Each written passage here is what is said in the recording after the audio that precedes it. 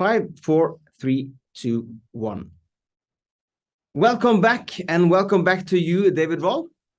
Good to be here again. We talked about the chronology, that it differs, and it's difficult to establish a chronology or concerning the date and the year. And it hinges on one thing. What is that? That hinges on 1 year, especially. Well, yes, it's ironic, really, that we have a situation where the Egyptologists, in searching for a synchronism with the Bible, chose one particular link, and that was between a pharaoh mentioned in the Bible called Shishak, who plundered the Temple of Solomon in year 5 of King Rehoboam, who was the son of Solomon, and it's about 5 years after Solomon's death. And they used the biblical date of 925 BC for that date.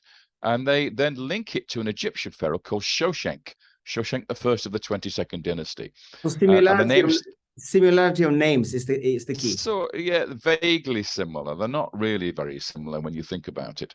And of course, they both had military campaigns. In the Bible, Shishak attacks the kingdom of Judah.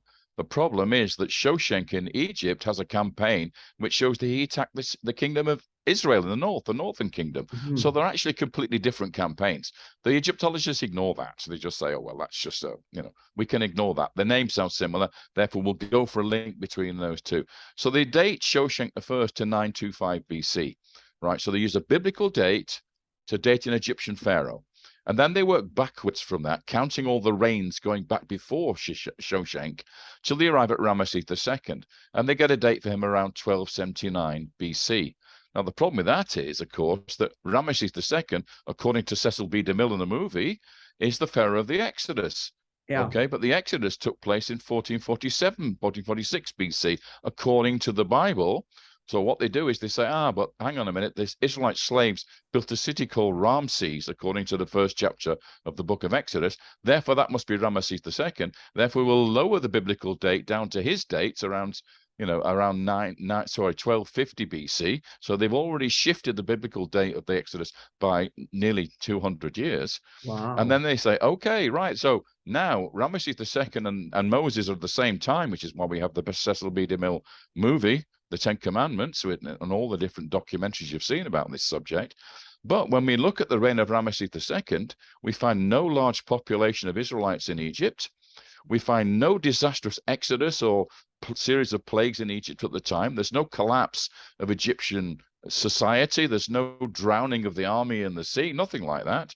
And then when we look 40 years later in time, or to the time of the conquest, when Joshua invaded the promised land with the Israelite tribes, we find no city of Jericho. It never existed at that time. It had been abandoned for 600 years. It was just a ruin. So they then say, the scholars then turn around and say, well, okay, well, if there's no Jericho, there can be no Joshua, and there can't be any conquest of the promised land. And therefore, the Israelites never left Egypt, and there was no Moses. So the whole Bible becomes a myth. So it's all based on one point. It's all based on the fact that they use a biblical date synchronized with Egypt to date Egyptian history, and then they turn around and reject the Bible as a work of fiction because it doesn't fit. That is like circular reasoning in a sense. Totally. Because they use the Bible to find a date they can use, and when they found that date, they abolished the Bible. Exactly. Isn't it ironic? That's really ironic.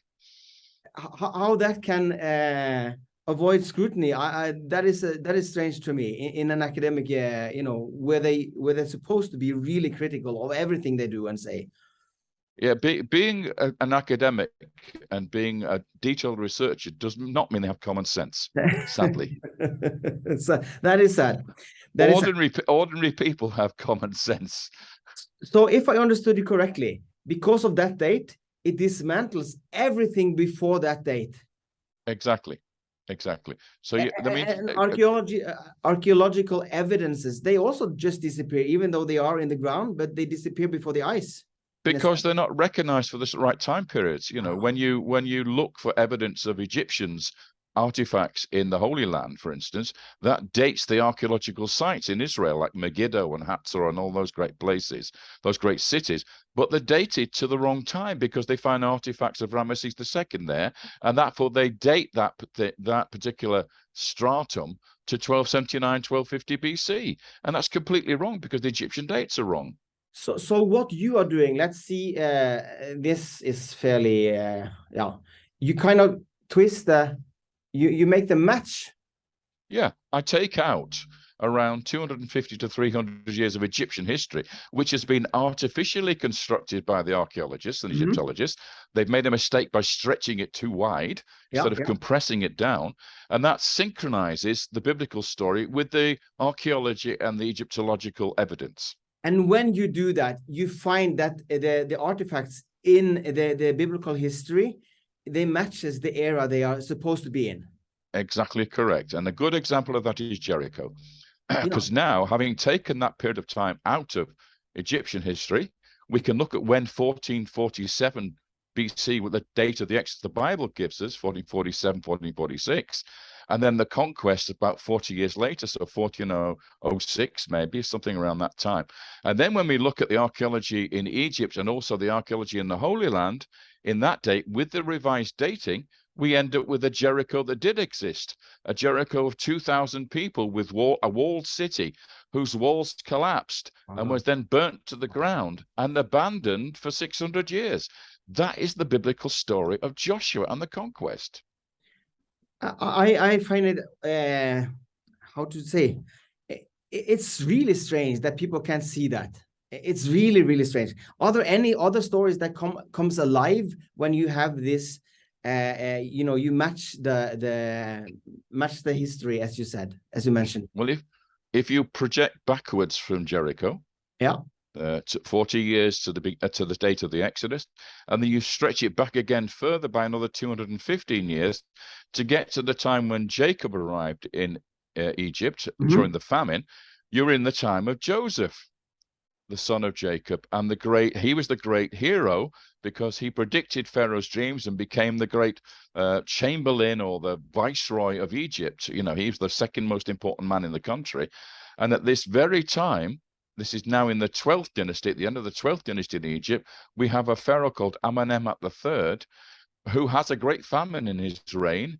The solutions are made by somebody, we don't know the name of that person, who sorted out the solution to the problem. And at the very time we see this, in the land of Goshen, we see the arrival of Semites arriving in a place called Avaris, which is the city beneath Ramesses that's mentioned in the book of Exodus. The city underneath it, they arrive about 70 people arrive, maybe 15 houses, one of which is a Syrian-style house, which you would get from the patriarchs up north, typical of what they would live in. It's established at this place, and it seems to be the arrival of Jacob into Goshen at the bequest of the Pharaoh. Pharaoh invites them in. There's no sign of an invasion here. They just come in and they settle in the land of Goshen, a small village. It expands dramatically over the next 200 years. The people are then enslaved. We have clear evidence of the Semites being enslaved. And then you have the dramatic events of the Exodus told out at the end of the 13th dynasty, where we have plague pits in the city. People are tossed in the ground. They're not produced with grave goods. They're just thrown in, and then the whole city just disappears. All the Semitic people in the city vanish. So the archaeological evidence is kind of just enhancing the turmoil that we can read about in the Bible. Exactly correct. And it all begins with Joseph, and he had a palace in the land of Goshen. We've excavated it. We've looked at it. It belonged to a Semitic person who was working for the Egyptian government. He had a pyramid tomb in the garden of this palace in the land of Goshen, and in the chapel in front of the pyramid was a double-sized statue, twice life-size statue of a seated man with red hair, yellow skin, and a multicolored coat, a coat of many colors. Wow. Okay, if that ain't Joseph, I don't know who it is. And if I remember correctly, there were also graves around him. Yes, there were about I think about 12 main graves altogether. There were subsidiary graves as well, but there were 12 main ones, which I reckon are the sons of Jacob. And did they find treasures in this grave of Joseph? Anything? Remains of him, or? That's what was even more remarkable, because when they excavated into the tomb beneath the pyramid had eroded away, by the way, but the tomb was still there in the ground. They found it was completely empty. There was a tunnel going in from the chapel. There was no coffin. There was no skeleton. There was no pottery or anything in there. It had been cleaned out. Okay, now that fits the story perfectly, because Joseph on his deathbed asked his brethren, he said to them, when you leave Egypt, take my body with you, my mummified body with you, and rebury me in the Holy Land. And of course, he was buried at Shechem in the Holy Land at the end of the conquest period. So it matches the story absolutely perfectly. But in the conventional dating scheme, it's so many centuries too early that it can't be Joseph. It can't be the time of the Exodus. It can't be the time that Jericho was destroyed, because Egyptian chronology tells you it can't, because it's wrong. The puzzle bits seems to fit really, really well. I think it does, and it continues all the way through to David and Solomon, all the way through. So it's a perfect match, and why the academics can't see that, it bewilders me, to be quite honest. David, time flies extremely fast. If people want to hear more of you, you have your own internet site, and there's people can Google your name on YouTube and find a lot of stuff. And you have, how many books you've written? Around 8, I think, is something like that. But yes, I mean, my books are available on Amazon. You can certainly Google my name, and you'll find lots of videos of lectures. You may find the odd website. I think the last time I looked, there's about 1.5 million websites on there of people who discuss my work in one shape or another. So yeah, have fun with that, I suppose. But yes, there'll be plenty of places for you to look at stuff. And of course, I have a Facebook page as well. You can also join that and keep up with what's going on. So yeah, I'm a busy guy, and even though I'm retired, and there's lots of work for you to already see, and I'm still working on new books, which I'll continue to do until I drop, basically. I'm looking forward, and I promise you, if we get in contact, when you have your new book out, let's do a review. Okay, that'd be great. That would be awesome. Terrific. Thank you so much, and I just wish you the best Easter ever, and thank you for sharing, and thank you for the work you're doing. Thank you. The work goes on. The work goes, yes, so true. Have a really, really good Easter. I will.